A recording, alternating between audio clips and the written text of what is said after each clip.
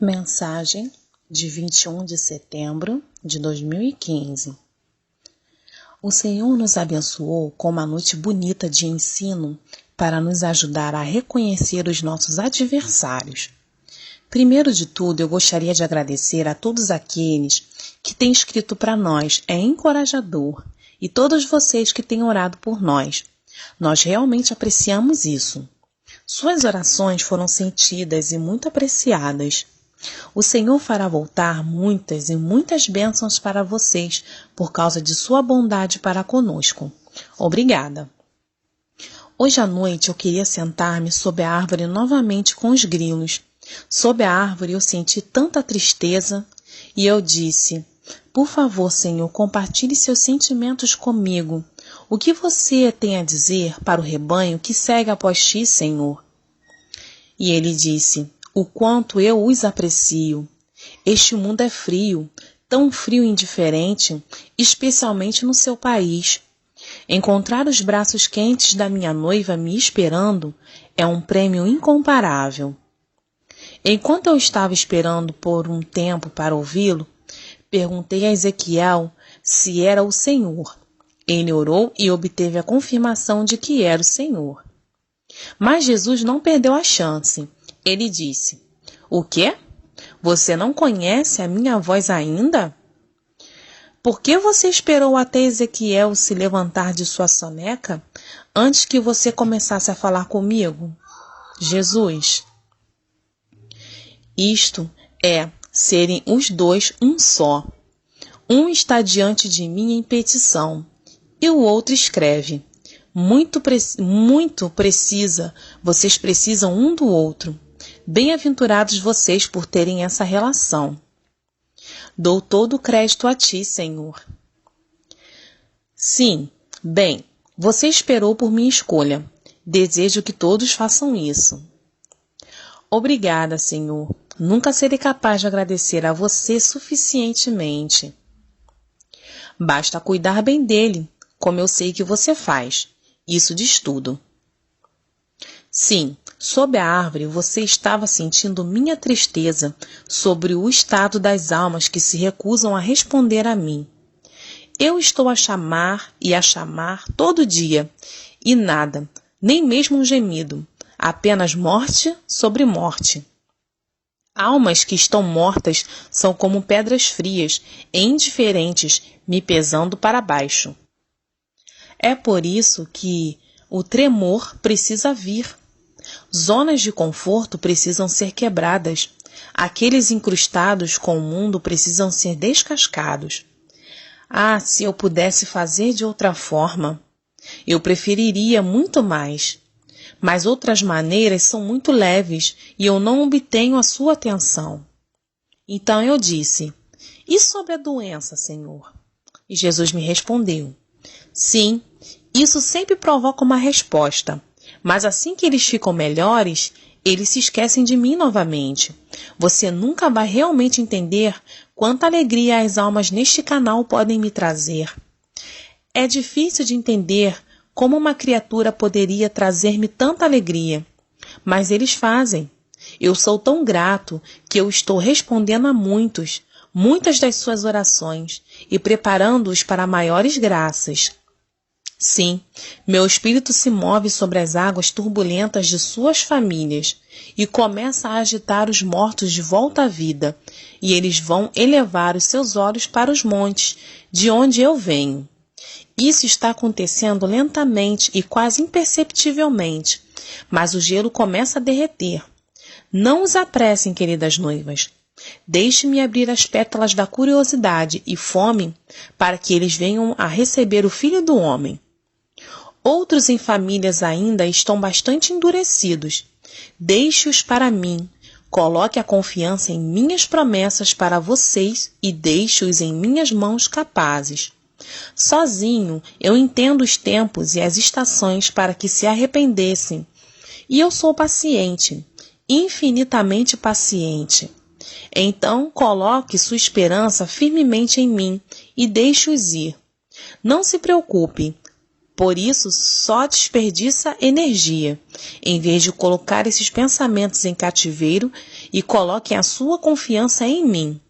Aqueles que depositam sua confiança em mim jamais serão envergonhados. Quando Jesus estava falando, eu vi um jogo de tabuleiro diante de mim, e haviam grandes moedas de ouro que foram empilhadas diante de nós, e todos nós pegamos nossas moedas e mudamos o tabuleiro para a posição de Jesus.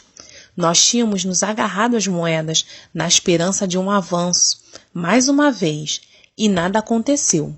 Fomos liberando-as em confiança totalmente ao Senhor. E eu disse: Jesus, eu confio em você. Como resultado, isso já não nos atormentava com as possibilidades ruins e resultados. Em vez disso, tudo tinha sido entregue ao Senhor para que ele investisse.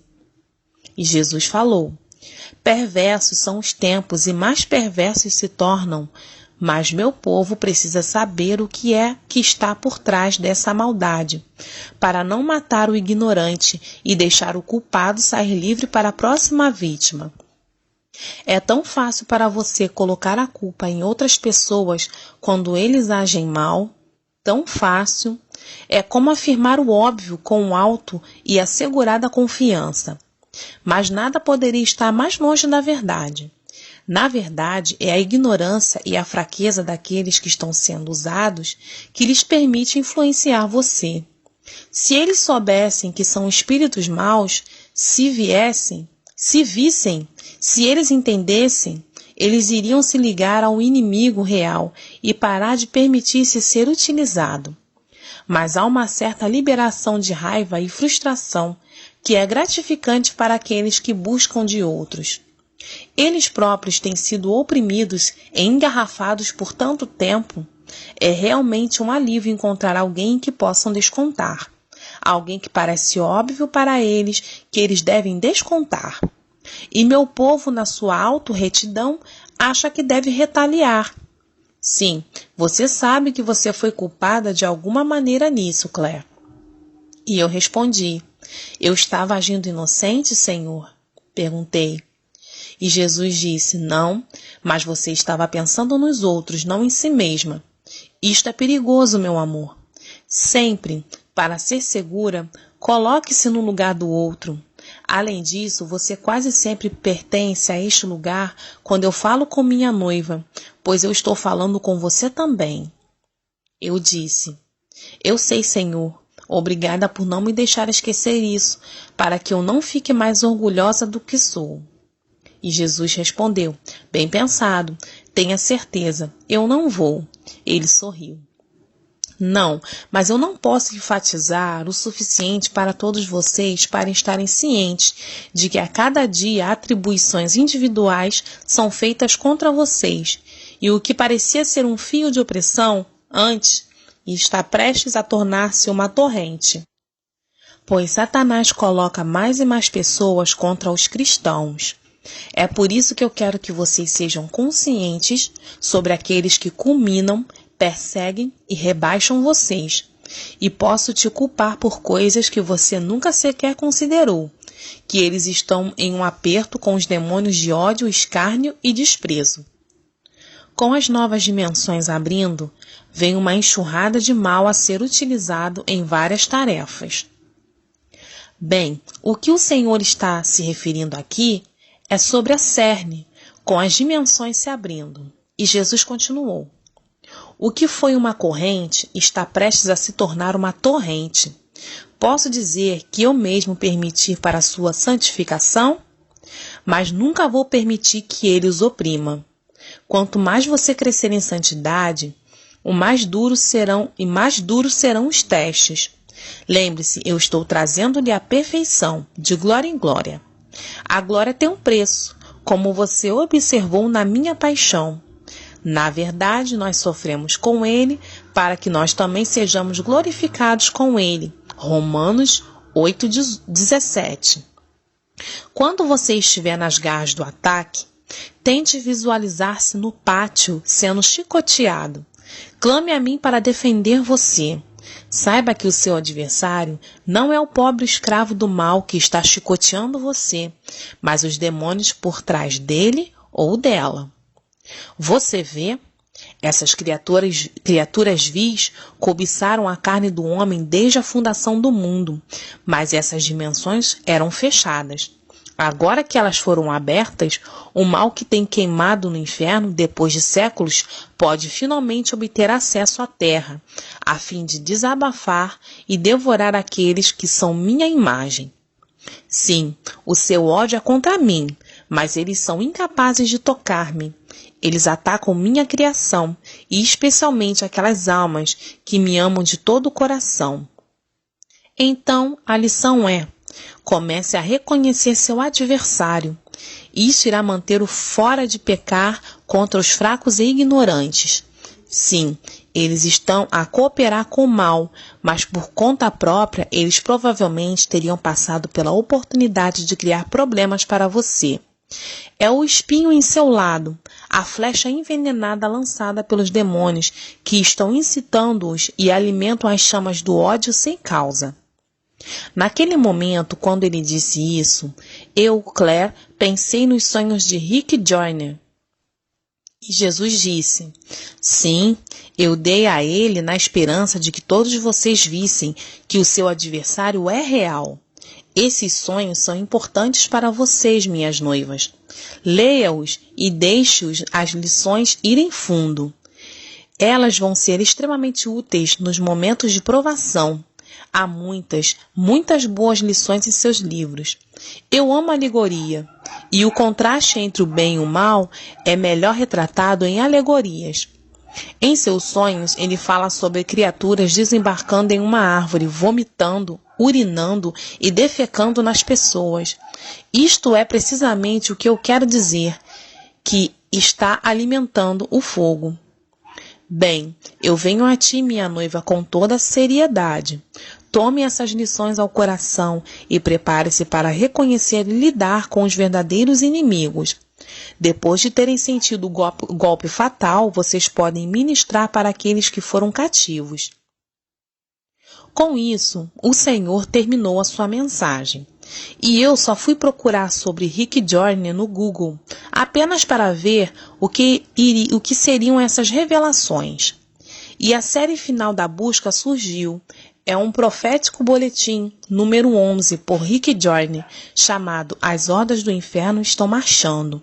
É uma espécie de uma forma abreviada do que os livros contêm. E eu realmente acredito que o Senhor quer que eu compartilhe isso com vocês.